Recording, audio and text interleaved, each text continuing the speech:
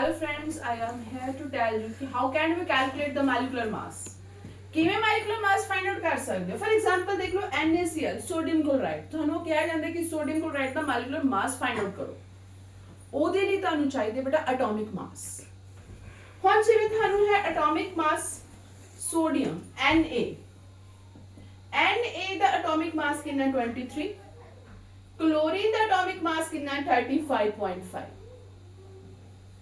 Almost ਤੁਹਾਨੂੰ given ਹੋਣਗੇ numericals ਦੇ ਵਿੱਚ ਜਿਹੜੇ ਕਾਮਨ ਆ ਉਹ ਤੁਸੀਂ ਲਰਨ ਕਰ ਸਕਦੇ ਹੋ.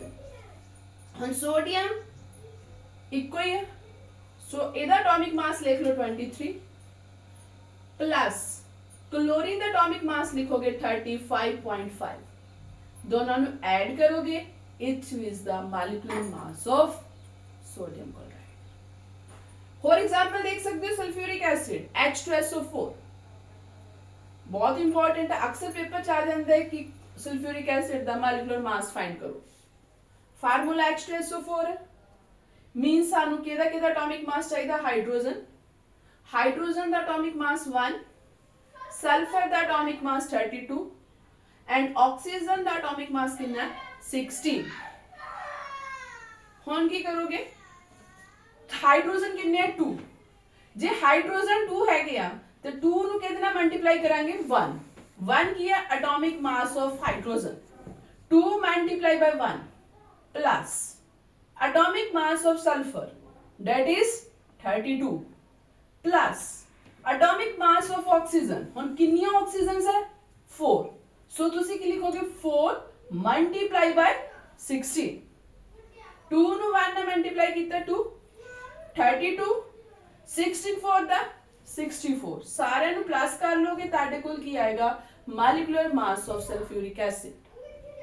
Look at another example cane sugar formula C12H22O11 carbon हुन देखो केदा केदा एटॉमिक मास चाहिदा कार्बन कार्बन दा एटॉमिक मास कितना हुंदा बेटा 12 हाइड्रोजन दा एटॉमिक मास 1 ऑक्सीजन दा एटॉमिक मास हुंदा साडे कोल 16 ऑक्सीजन दा एटॉमिक मास कितना होता है 16.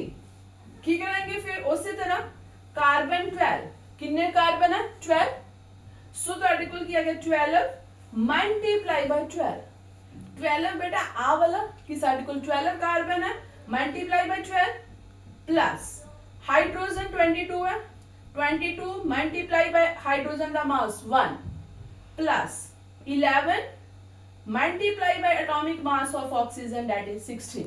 सारे नु सॉल्व करोगे ताड़े कोल की आएगा 342. नेक्स्ट ताड़े कोल की है calcium carbonate formula CaCO3 calcium दा एटॉमिक मास 40 कार्बन दा एटॉमिक मास 12 ऑक्सीजन दा एटॉमिक मास कितना 16. सेम उसी तरह लिखो कैल्शियम दा 40 plus atomic mass of carbon that is 12 plus कितनी ऑक्सीजन है बेटा 3 सो 3 multiply by atomic mass of oxygen that is 16. सारा सॉल्व करोगे ताड़े कोल की आएगा 100.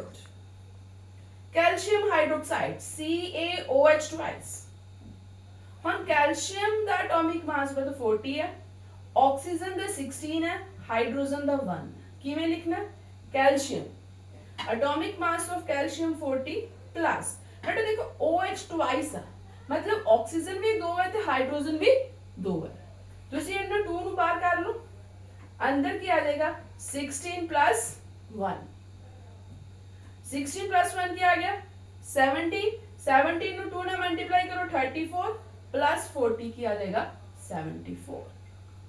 This is the method how can we calculate the molecular mass. Thank you.